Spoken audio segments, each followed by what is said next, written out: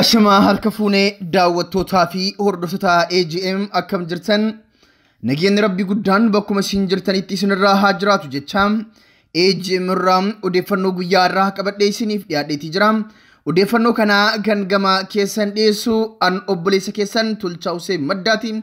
Odeeffannoo kennaa guyyaa irraa keessatti Galaana Gaaromsaa Jawaar Muhammad bira dhaquudhaan Jawaar Muhammad daawwachuun akkasuma uffata aadaas itti uffisu barcuma baddes Jawaariif galchuun gama keessan dhiyeessina. Itti dabaluudhaan immootu odeeffannoo biyya alaa Chaayinaan Raashiyaa cinaa dhaabbachuuf babal'achuun naatoo mormiteetii jirti. Odeeffannoo biraa tokkos itti isinii daballa. Tamsaasni keenya idilee guyyaa guyyaan AGM irraa isiniif darbu bifa salphaa ta'een akka isin bira ga'uuf warroonni YouTube channel keenya subscribe hin godhin YouTube channel keenya subscribe godhadhaa jecha amma kallattimaan gara odeeffannoo keenya guyyaa irraa qabadhee dhufeetti isin ceesisa. Sibiilatu qara dhugaan namaa galgala gala hadhaa bacabsaa inni karaa beeku hatatti gafuu namni haqqii beeku.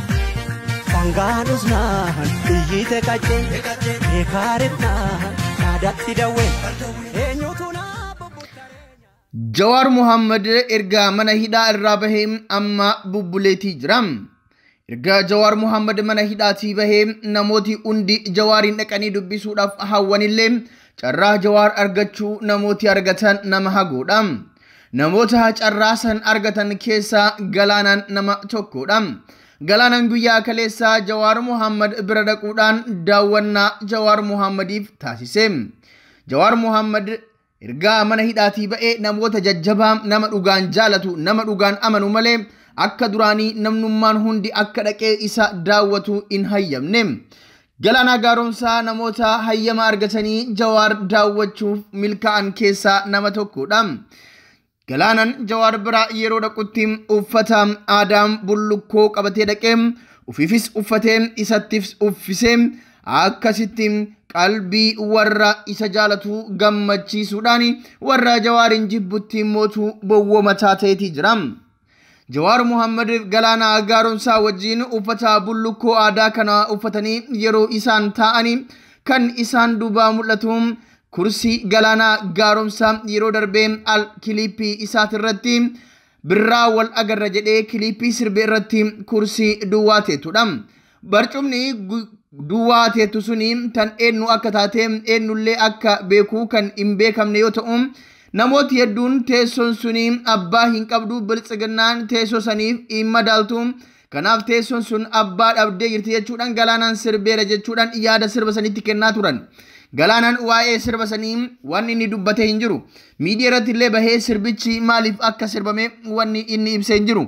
Garuu immoo har'a Jawaar gaafa hidhaa bahu kursii fi alangee san qabatee dhufuudhaan Jawaar Muhammad kursiin tunis teeti alangeen tunis teeti kursii tana yookaan barcuma kana irra teettee biyya ittiin bulchita alangee tana mootu harkatti qabattee murtii Oromoof ta'u murtii biyyaaf ta'u murtii Oromiyaaf ta'u Itoophiyaafis Afrikaafis ta'u qabattee ittiin dabarsita jechuudhaan alangee fi kursiillee qabatee Jawaaritti kenneetii jira.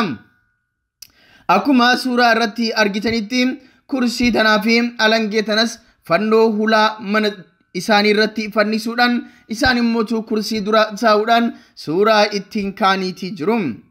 Taateen kun warroota biltsiginnaa hedduu dallansiise. Namooti hedduun hammeenya garaa isaanii keessatti yaadan dhokfachuu dadhabanii yeroo ol baasanii dubbatantu jira. Keessumaayyuu warri akka Dammaqaa Nagaasaa hoogganaa ol aanaa yookaan editoriaalii ol aanaa OMN kan ture Dammaqaa Nagaasaa kan amma biltsiginnatti makame akka isin hawwii kursii qabdan ni beekna jechuudhaan Jawaar qeequu yaalus deeggartoonni Jawaar duula hammana hin jedhamne Dammaqaa irratti kaasuudhaan ati gufurra taa'ii waa'een barcumaa sin ilaalatu jechuudhaan deebiiwwan garagaraa Dammaqaadhaaf kennaatii jiru. Deeggartoonni biltsiginnaa taatee kanaan gubatanii waa hedduu jechaa kan jiran yoo ta'u warri Jawaarii fi dhugaa jaalatu immootu taatee kanatti gammadanii barcumni abbaa argatee jira guyyaa tokko immootu masaraa 4 kiiloo teennee biyya ni geggeessina aangoos hin fudhanna jechuudhaan abdii guutuudhaan dubbataatii jiru. Taateen kuniin akka malee kan dallansiise irra caalattiin deeggartoota biltsiginnaa qofa osoo hin taane kaabinoota mootummaa naannoo Oromiyaatii fi mootummaa federaalaati. Namni kun teessootti nu harkaa gamaa jira sirraan ufuun qolchoo hidha jechuudhaan yaaddoo hamaa keessa galaniitii jiru. Yaaddoftanis dhiibtanis aangoo irraanii kaatan barcumni dhugaa kun abbaa dhugaa ni argata. Jawaar muummee ministeera Itoophiyaa ni ta'a jechuudhaan deeggartoonni Jawaar immoo abdii guutuudhaan barruulee garaagaraa marsaalee miidiyaa hawaasaa irratti maxxansaatii jiru.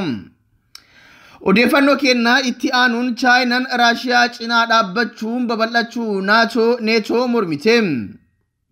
Chaayinaan gara Raashiyaa goruun dhiibbaa biyyootni lixaa gochaa jiranii fi babal'ifannaa neetoo balaaleffatte. Moskoo fi Beijing yeroo Winter Olompikii sababeeffachuun Puutiin daawwannaaf Chaayinaa deemanitti dhimmoota adda addaa irratti wal ta'uun ibsa kennan. Ibsicha irratti Moskoon dhimma Taayiwaan ilaalchisee ijjannoo Chaayinaa akka deeggartu himuun walabummaa iddoolii kun barbaaddu akka mormitu himte. Puutinii fi Xi Jinpingin sirna baniisaa Olompikii yeroo bonaa gaggeeffamu Winter Olompik dursuun waliin haasaa taasisaniiru.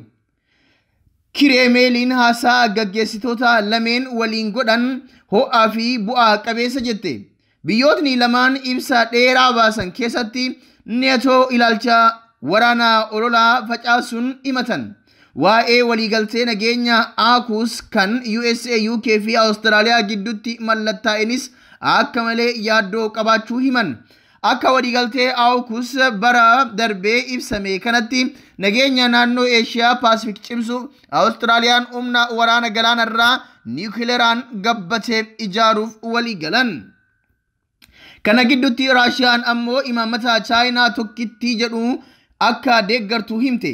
Imaammatichi fottoquun kan ofii of bulchaa jirtu Taayiwaan dhumarratti qaama Chaayinaa akka taate himam. Taayiwaan garuu akka biyya walaba taate tokkotti of ilaalti. Heera mataa ishee fi gaggeessaa karaa dimokiraatawaa taheen filattes qabdi. Ibsi amma biyyootni lameen Raashiyaa fi Chaayinaan baasan ammoo iddootti wal hin utubne hin jiraatu jedha. Haa ta'u malee ibsi isaanii kun dhimma Yukureen kan Raashiyaa fi biyyoota lixaa gidduutti muddama uumee homaa hin jenne. Yeroo waraanni jechoota hammaatee kanatti Ameerikaan roobii ibsa baasteen Raashiyaan haleellaa sobaa Yukureen raawwatte jechuun agarsiisuuf karoorsuun weeraraaf qophoofte jechuun himatte.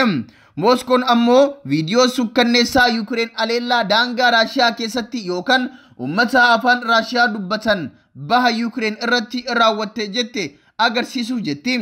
Raashiyaan garuu ragaa sobaa homaa hin qopheessine kana kan deeggaru Ameerikaan ragaa homaatu hin dhiyeessine jette. Ameerikaan loltoota dabalataa neetoo akka deeggaraniif gara baha Awurooppaatti akka ergitu torbaan kana keessa ibsiteeti jirti. Raashiyaan garuu kun agarsiiftuu neetoon gara bahaatti babal'achuuti jetteeti jirti. Egaan daawwattootaa fi hordoftoota keenyaa kabajamoo muddamni Ameerikaa fi Raashiyaa jidduutti gaggeeffamaa jiru daran cimee akkuma itti fufeetti jira. Ameerikaan Raashiyaatti gaarrifatti. Biyyoota waraana ciccimaa fi meeshaa waraana gurguddaa qaban keessa Raashiyaan sadarkaa lammaffaa moo sadaffaa irratti argamti. Ameerikaa, Chaayinaa, Raashiyaa fi warri akka biyyoota Turkii fa'aa dabalatee biyyoonni akka Kooriyaa Kaabaa fa'aa meeshaalee jajjaba addunyaa kanaafuu sodaachisaa ta'an meeshaalee humna guddaa qaban warra hidhatanidha. Keessumaayyuu Ameerikaa fi Raashiyaan Chaayinaan meeshaalee jajjaba meeshaalee gurguddaa nikularaan deeggaraman meeshaalee hidhannoo jajjaba qabu. Biyyooti kunniin hundi wal injifachuu barbaadu. Ameerikaan immootu biyyoota kanniin hunda uf jalatti qaqqabdee bulchuu barbaaddi jechuudhaan namooti hedduun yaada isaanii barreessaatii jiru. Haa ta'u garuu warri akka Chaayinaa, Raashiyaa fi Turkii, Kooriyaa Kaabaa fi kanneen kana fakkaatan immootu Ameerikaadhaaf mataa gadi qabuu hin barbaadan, mataa ol qabatanii akka Ameerikaatitti uf danda'anii deemuu barbaadan. Ameerikaan immoo kana arguu waan hin barbaanneef yeroo hedduu walitti qoxisu jechuudhaan namooti hedduun yaada isaanii karaa marsaalee miidiyaa hawaasaa irratti dabarfataatii jiru. Egaan daawwattoota fi hordoftoota keenyaa kabajamoo taateen guyyaa irraa kana fakkaata odeeffannoo tokkichaa fi oduu itti aanu keessatti isiniif dhiyeessina. odeeffannoon kennaa guyyaa har'aa kana Jawaar Mohammadii fi Galaanaa Gaaromsaa bifa kanaan wal arganii bullukkoo uffataniiti jiru. Galaalaan ergaa biyya alaatirraa deebi'ee baay'ee hin turreeyyuu guyyaa kaleessaa immoo Jawaar daawwateeti jira.